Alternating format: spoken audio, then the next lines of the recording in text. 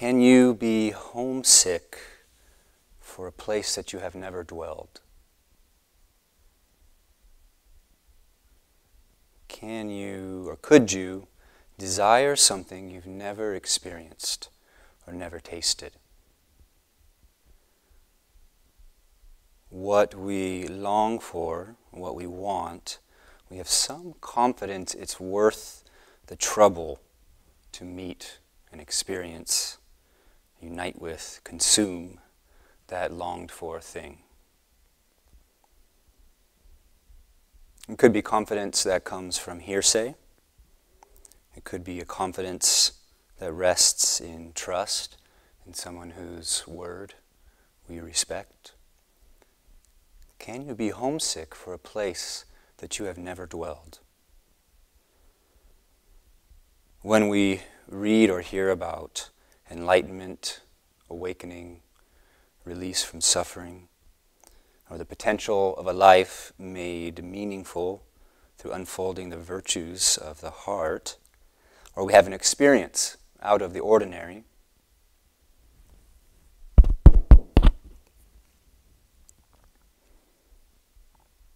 is that the first spark? Is that the impetus for turning towards the path? That first encounter, is that a new dawn of possibility? A new option for living out our days and years?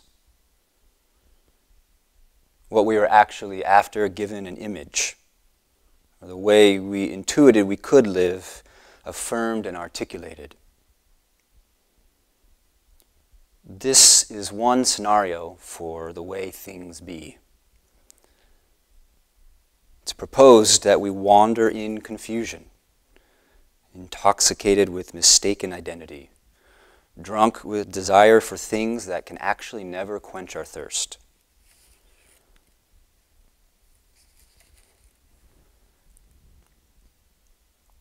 So in your sitting and in your observation of the chain-like process of affliction or inaccurate reflexive thought and the emotions that accompany that, is there any evidence that it would just stop on its own?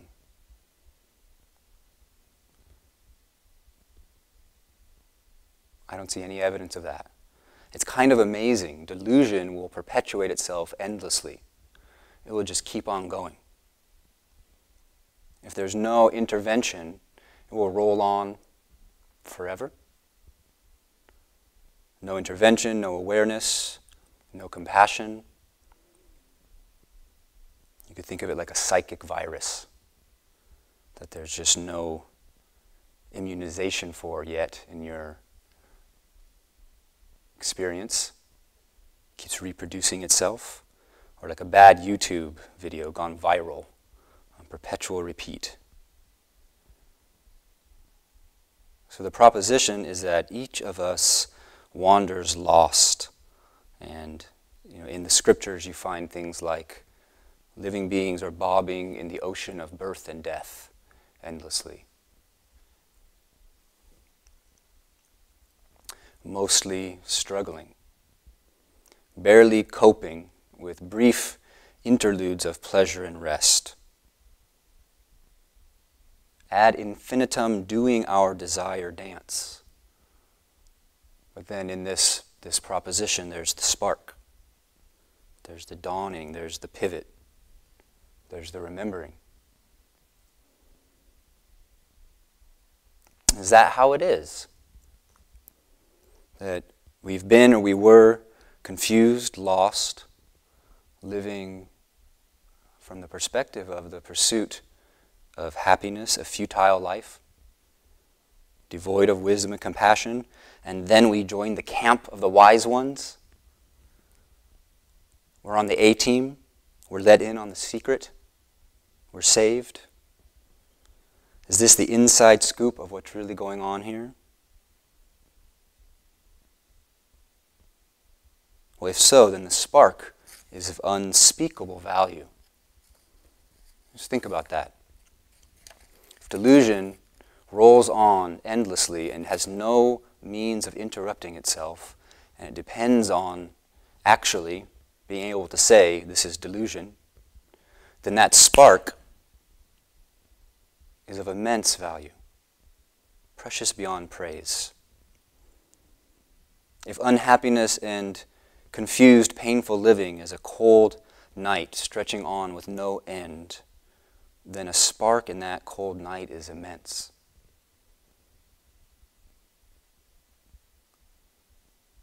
If you've ever done a darkness retreat, it's very interesting. I found that the smallest pixel of light has an enormous effect. The smallest pixel of light, little pinhole in the window, or a little LED on a device. That smallest pixel of light swallows up the dark to a surprising degree. And you find it's actually very difficult to completely shut out the light. You have to go to great measures to keep it from getting in. And so the proposition that this is akin to one word of the teaching, one kind act, one moment of clear mind, how large is that?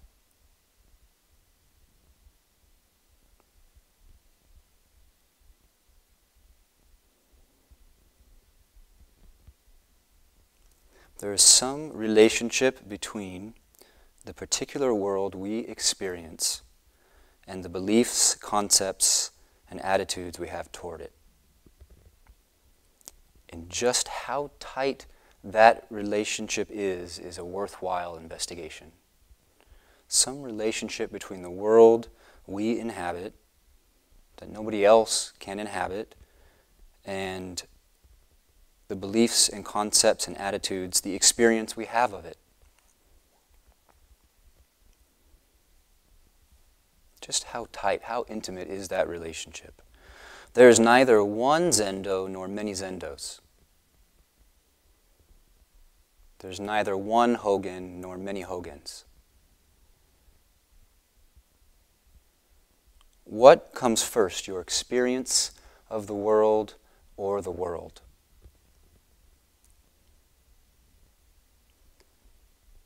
What do we mean anyway when we say world? What are you referring to that's actual, and what are you referring to that's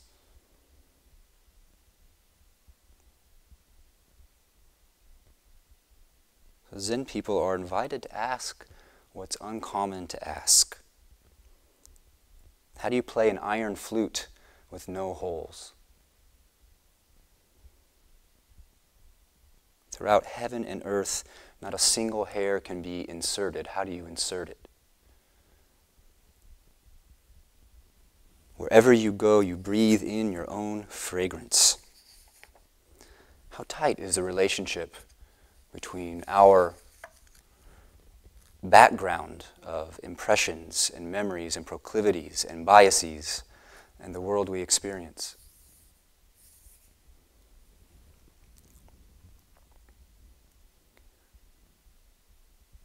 Dogen, during his training with his beloved teacher Rujing, there's actually a text, I believe it's called the Hokkoji or Hokkyoji, and its historical accuracy is debated among people who like to debate such things.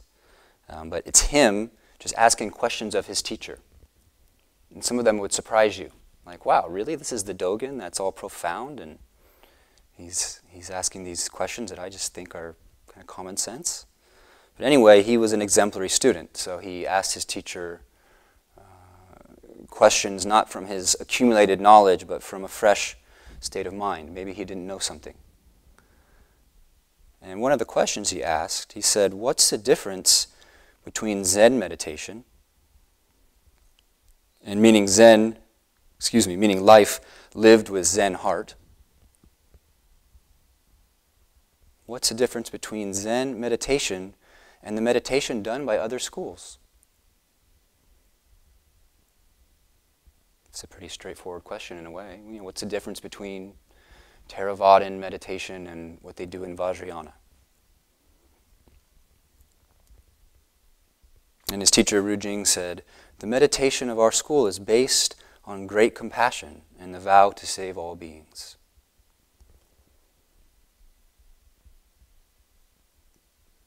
So with any Zen text, we're invited to meet what meets us directly and also be willing to peer a little deeper. Assume there's more than immediately hits our understanding. So Zen meditation does not belong to Zen meditation. Wouldn't we say wherever great compassion is manifesting, there is Zen meditation? Or do we kind of have the corner? Have we dominated the market of great compassion, and only people who kind of sit in these rows are manifesting great compassion? I hope nobody believes that. So dressing a wound is Zen meditation. Kissing a cheek is Zen meditation. Scooping up dog shit. Cutting a leak. And you could do these things with resentment or distraction. We are free to live a life on autopilot self-centeredness. We're free to roam hungry for the next affirmation, the next triumph over, the next hit, the next opportunity to tune out.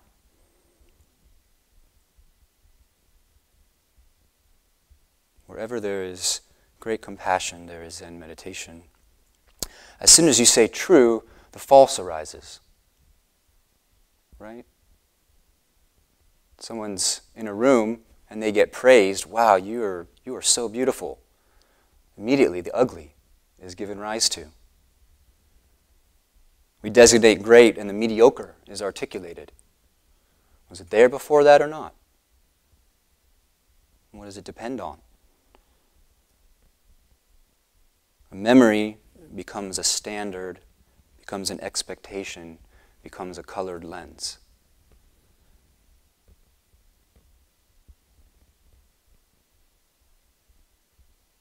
So is love or compassion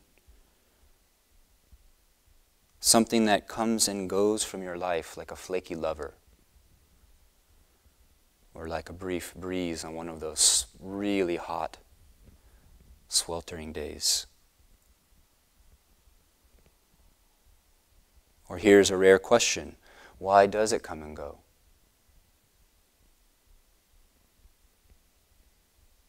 Why does love and compassion come and go?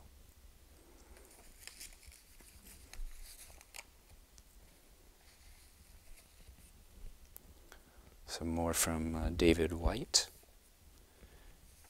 And this is a section called Unrequited. And he's talking about unrequited love. And I invite you to have a broad definition of love so that you have some ability to relate to what he's saying. Unrequited love is the love human beings experience most of the time. The very need to be fully requited may be to turn from the possibilities of love itself. Men and women have always had difficulty with the way a love returned hardly ever resembles a love given. But unrequited love may be the form that love mostly takes. For what affection is ever returned over time in the same measure or quality with which it is given? Every man or woman loves differently and uniquely, and each of us holds different dreams and hopes and falls in love or is the object of love at a very specific threshold in a very particular life, where very, very particular qualities are needed for the next few years of our existence. What other human being could ever love us as we need to be loved?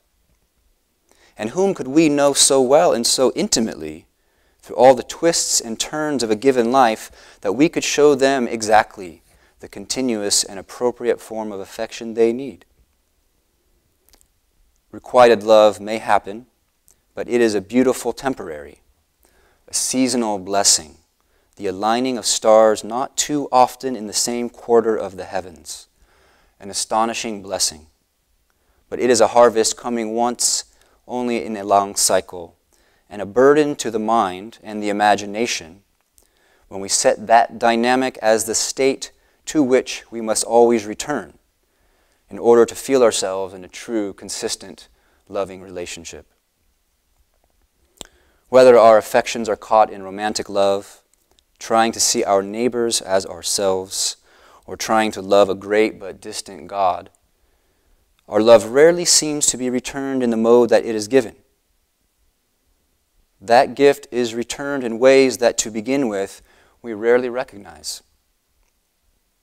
Human beings live in disappointment and a self-appointed imprisonment when they refuse to love unless they are loved the self-same way in return. Human beings live in disappointment and a self-appointed imprisonment when they refuse to love unless they are loved the self-same way in return. It is the burden of marriage, the difficult invitation at the heart of parenting, and the central difficulty in our relationship with any imagined living future. The great discipline seems to be giving up wanting to control the manner in which we are requited, and to forego the natural disappointment that flows from expecting an exact and measured reciprocation from a partner, from a child, from our hopes of a loving God. We seem to have been born into a world where love, except for brilliant, exceptional moments, seems to exist from one side only, ours. And that may be the difficulty and the revelation and the gift, to see love as the ultimate letting go, and through the doorway of that affection make the most difficult sacrifice of all, giving away the very thing we want to hold forever.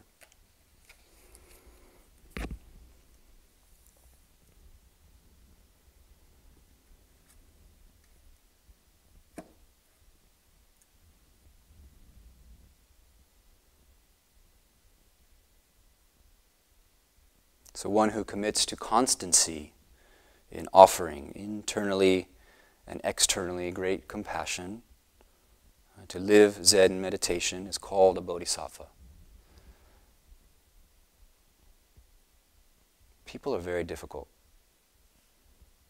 Many of them offend our sensibilities, our nose sensibilities, our eye sensibilities, our mind sensibilities. They don't recognize, not to mention requite our generosity. They consistently fail to see how spiritual, gifted, good-looking, and important we are. Even if we want to help them, they often don't want to be helped. I see this relationship in my own heart. People, and as you hear this, you watch your own mind. Which direction does the finger point? People say they want to go get well, and then they go eat poison. Other people are very difficult. As long as they remain other, they continue to be so, even when they are not other. This person is very difficult. This person is full of, or at least not exempted from, contradiction. Years ago, we had an incontinent dog named Mickey, and he was one of our first residents. And he was a beloved Sangha member. We used to put monk's robes on him and little turkey costumes, and he would come in here and maybe sit in your lap, or fart on the zabuton next to you, or lick the haishiki. Things were really serious around here in those days, so it was like, I mean, talk about Bodhisattva, Mickey. Yeah. So I remember dozens of nights after reciting Tori Zenji's Bodhisattva Vow, resident after resident of the men's dorm would pretend not to see and gracefully step over Mickey's fragrant, Gatorade yellow puddle of pish that welcomed us at the entranceway. And perhaps one could find compassion in that. It was hard to find. You had to find a whole bunch of paper towels. We used to steam clean the residence area about every 3 months, trying to get the smell out. Mickey was good for our practice.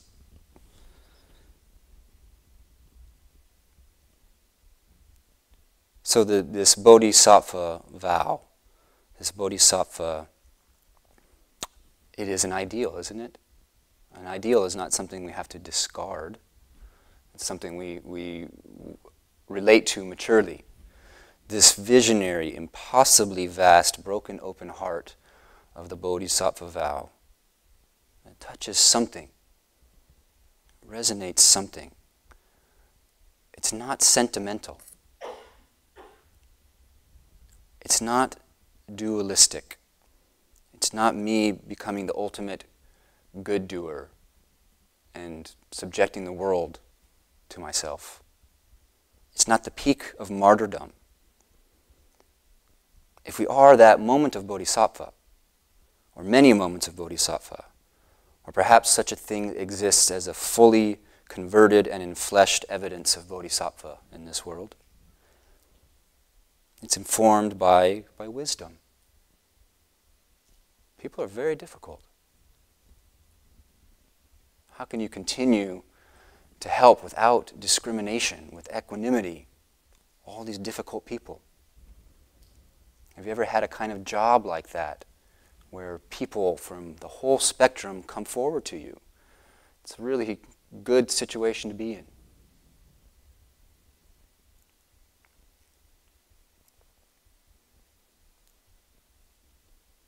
It's informed by the wisdom of shunyata.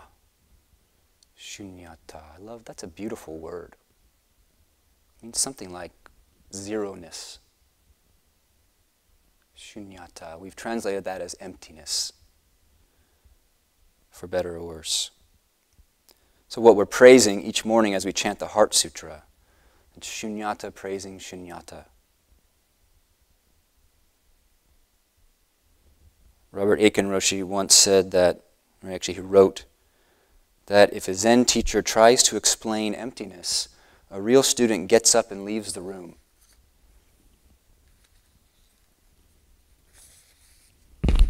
It's a little dramatic. She could have just groaned, oh, God. Or just scratch her forehead, squint your eyes at the teacher, make the same point. I'm going to read more from Vimalakirti. And this is a very, very teachings addressing what does it mean to be a bodhisattva if it's not a sentimental, ultimate do-gooder. So emptiness, shunyata, does not mean not existing. Not existing and existing share the same confusion. The Tibetan tradition has this lovely saying, to cling to things as real is stupid, but to cling to things as empty is even stupider.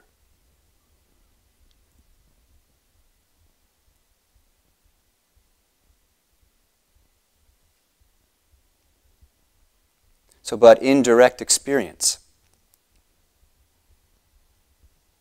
and you could do this contemplation with you yourself right now, probably you're a living being. If you could remove all the memories, the assumptions, the associations, the expectations, and the beliefs in direct experience, what is a living being?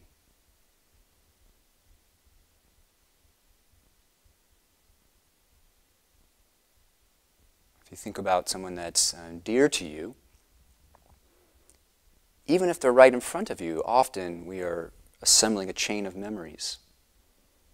And if the sum total of that memories tilts over into pleasant, then we feel affection for that person. And if the sum total of those memories, those feelings in the body are unpleasant, we tend to associate or feel dislike for that person. But what is in sobered, unsentimental, unimagined experience? what is a living being? That's the question being asked. The Dharma asks us to ask questions that are usually not asked. Why not?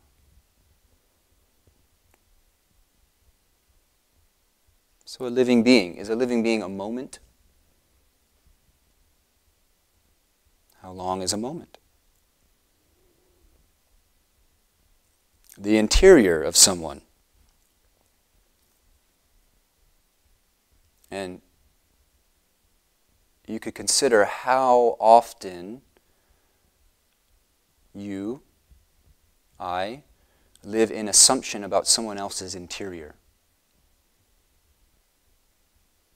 It's like a cloud that hangs over a group of people. All the assumptions. The interior of someone, their feelings, beliefs, moods, their experience. How much access do you have to that?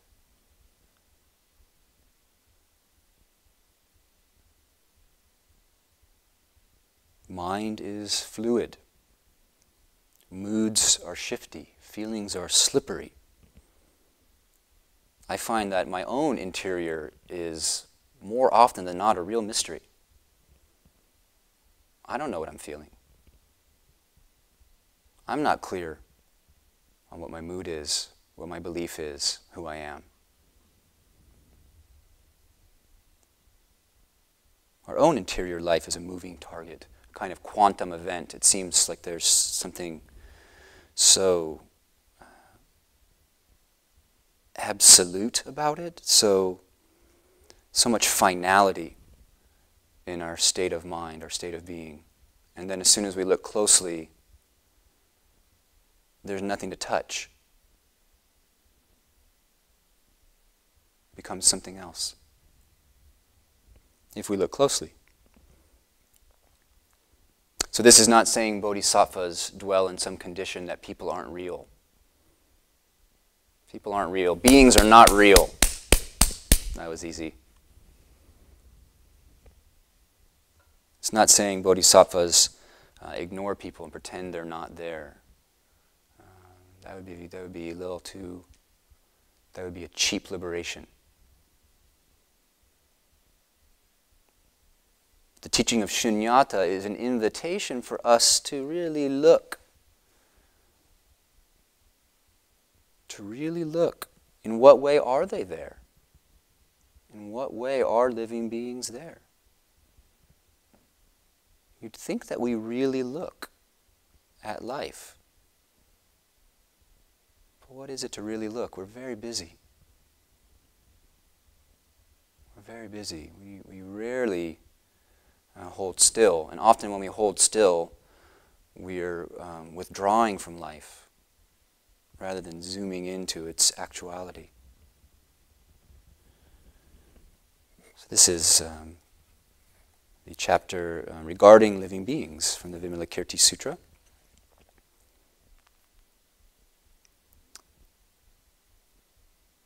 So it might be useful to make a distinction between ordinary folks as practicing bodhisattvas and the realized bodhisattva. So here, Manjushri and Vimalakirti are talking about, let's say, the fully ripened bodhisattva, that beautiful ideal. At that time, Manjushri asked Vimalakirti, how does the bodhisattva regard living beings? Vimalakirti replied, as a conjurer looks on the beings he conjures up, thus does the bodhisattva regard living beings. That right there, how often do you conjure somebody up? Before even speaking to them, you've got them in your little thimble. Based on what? We dream people up. They dream up us into the one who's dreaming them up. How does the bodhisattva regard living beings? As the wise view the moon in the water, or a face or form seen in a mirror, as shimmers of heat in a torrid season, as the echo that follows a cry, as clouds in the sky, as foam on the water, bubbles on the water, as a thing no firmer than the trunk of the plantain, no longer lasting than a flash of lightning, as a fifth great element, a sixth component, a seventh sense media, a 13th sense media. Thus does the Bodhisattva regard living beings. As forms in the world of formlessness. So these are all impossible things. As sprouts from charred grain. As mistaken views of the body in one who has entered the stream that leads to the state of an arahant. As a re-entering of the womb by one no longer subject to rebirth. As the three poisons of greed, anger, and ignorance present in an arahant. An arahant is someone who has completed the path and purified the mind. As greed, anger, or violation of the precepts on the part of a bodhisattva who has seen the birthless nature of all existence. As vestiges of desire in a fully awakened one. As forms seen by a blind person. As the breathing in and out of one immersed in the samadhi of utter tranquility. You might be able to relate to that a little bit. As the tracks of a bird in the sky, as a child born to a barren woman, as desires in a phantom being, as sights in a dream after one has awakened, as the taking on of a bodily form by one who has entered ultimate extinction, as fire that has no smoke. Thus does the Bodhisattva regard living beings. There's one they left out that's in the Tibetan translation, the erection of a eunuch. I always like that one, the erection of a eunuch. Manjushri said, if the Bodhisattva looks on beings in this way, how can he treat them with compassion? That's the question, isn't it? How can he treat them with compassion?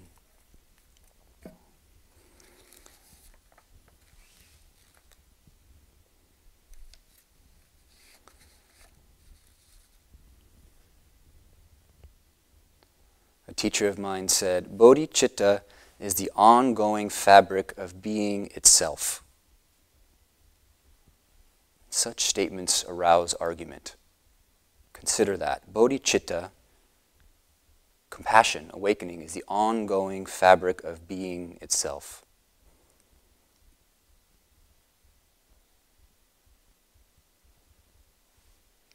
Just roam back over your life or the lives of others and see if that's a hard pill to swallow. But what appears when we're not stuck on ourselves? How many different ways does that shine?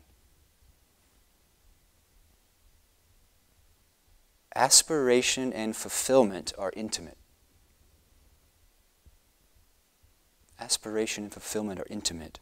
When you full-bloodedly vow, pray, train for bodhicitta, who's doing the vowing, the praying, the training?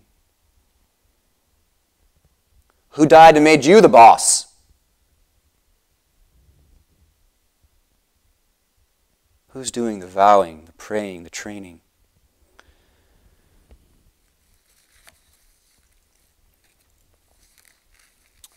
From the Blue Cliff Record. It's a collection of koans. Oh, I have it. Did I drop something? Oh. Oh, thank you. The 89th case, this is called The Hands and Eyes of the Bodhisattva of Great Compassion. So you may have seen on the altar, the work altar, there's this image, the many, many arms. I don't know how many are on our actual statue, maybe a couple hundred. And each of the arms has a different implement. You know, a hammer, or a wheel of dharma, or a sutra book, or food, or water. And it symbolizes all the different possible ways that compassion can manifest. I was in Nara in Japan. I believe that's the ancient capital. And in one of the first Buddhist temples that was ever founded in Japan. And there's this very beautiful, very large, probably, I don't know, 20-foot tall wooden statue of Avalokiteshvara, Kannon, the Bodhisattva of compassion, with all her implements. It was very interesting. The feeling of being around that statue was special. It was the atmosphere was charged. I thought of all the people who have come through and all the many, many, many, many years, all the travails that the Japanese have gone through, and stood in front of that statue and been touched, and been moved, and been reminded, and the ambiance of that. So the hands and eyes of the Bodhisattva of great compassion. All of these koans begin with the pointer. And the pointer is the compiler, or sometimes a later commentator, helping us get what the koan is about. Because I know myself, I often read them or work on them and go way off track. And I'm really confused about what the real point is. And that has its fruit, because just engaging with these deeper questions, it affects us. But each one has a distinct offering. There's a reason that, for example, there are 100 different koans in the Blue Cliff Record. So the pointers are rich, and the pointers are doing just that. If your whole body were an eye, you still wouldn't be able to see it. If your whole body were an ear, you still wouldn't be able to hear it. If your whole body were a mouth, you still wouldn't be able to speak it. If your whole body were mind, you still wouldn't be able to perceive it. Now, leaving aside whole body for the moment, if suddenly you had no eyes, how would you see? Without ears, how would you hear? Without a mouth, how would you speak? Without a mind, how would you perceive?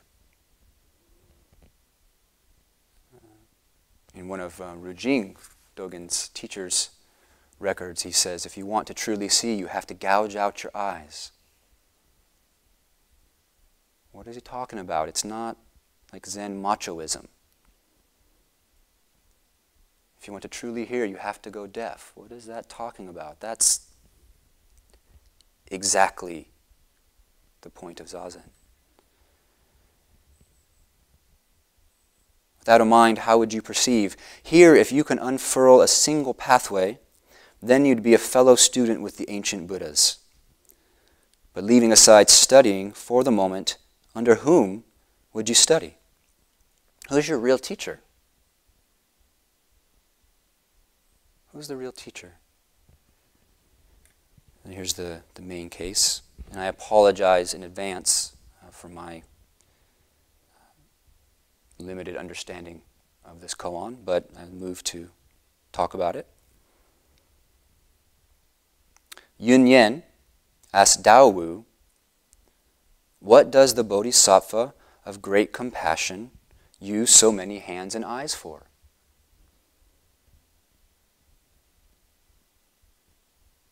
Why does he have to ask that? It's obvious that people have difficulties.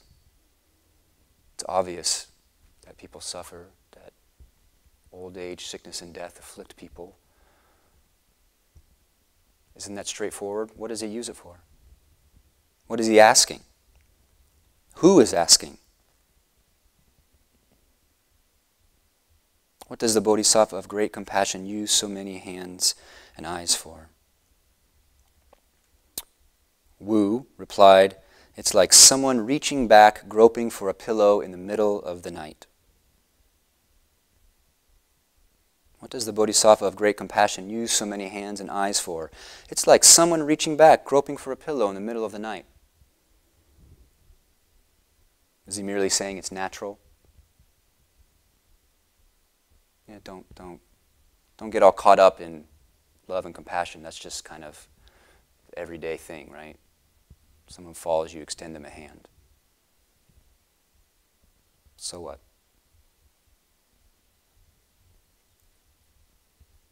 Is he merely saying it's instinctual? It's funny, this reaching back, groping for a pillow in the middle of the night, I used to sleep with somebody, and in the middle of the night, I would take their pillow. I really wanted a pillow. I'm into the cold side of the pillow. When it gets too warm, I can't really sleep. So I grope for the cool side of the pillow. And I'd wake up and they would tell me, actually, did you know that you snatched the pillow away from me as we were sleeping? That's pretty natural.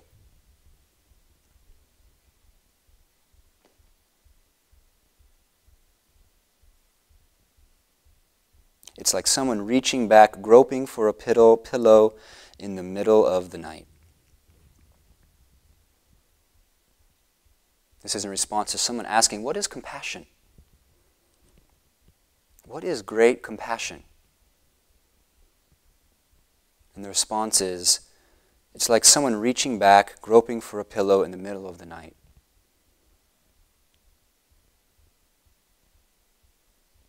He's responding to the place this very question springs from. And the student said, Yen, the student said, I understand. Who understands?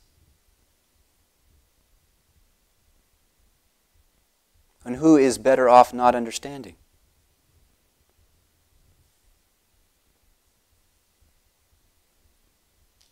So the student said, I understand. And as a good Zen teacher is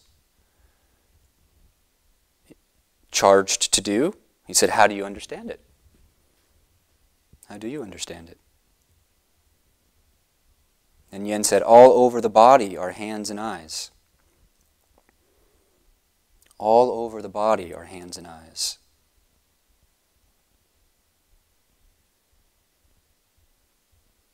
It's like someone reaching back, groping for a pillow in the middle of the night. Oh, I get that. What do you get? All over the body are hands and eyes. I recently read that the philosopher Wittgenstein said, life is lived forwards, but only understood backwards. It reminds me of Dogen Zenji's life is one continuous mistake. Life is lived forwards, but only understood backwards. Bodhicitta, the ongoing fabric of life itself. Genocide? Young widows? Hungry children? These two? Is there one that can tenderly, broken-heartedly, lucidly say, these two? These two?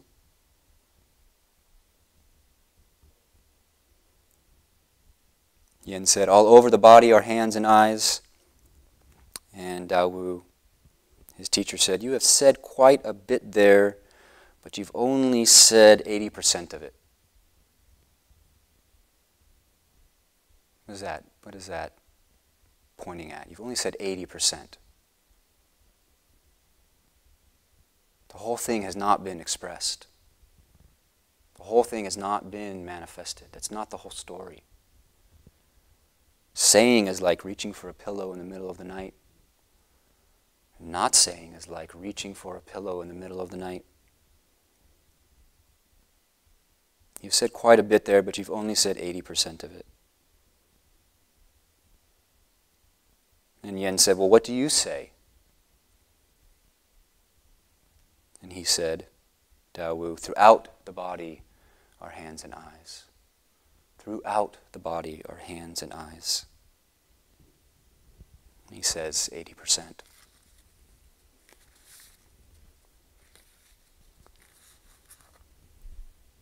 So we've raised sparks.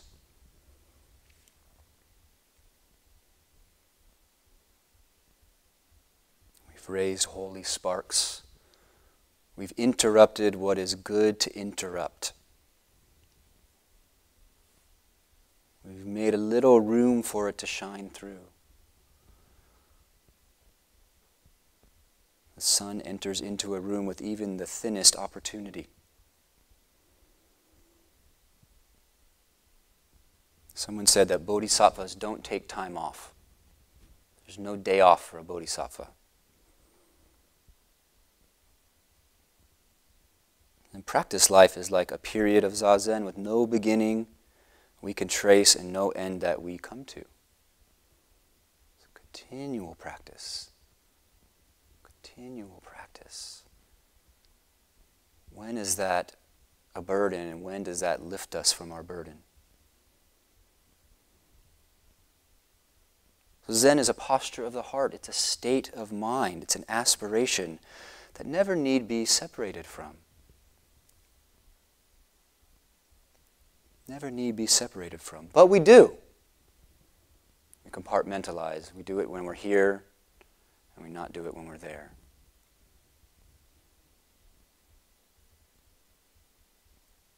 So the deep grace that however long we wander, the Dharma is here. The Dharma is here. For our empowerment, for our appreciation. And when we really appreciate the Dharma, Dharma crosses borders.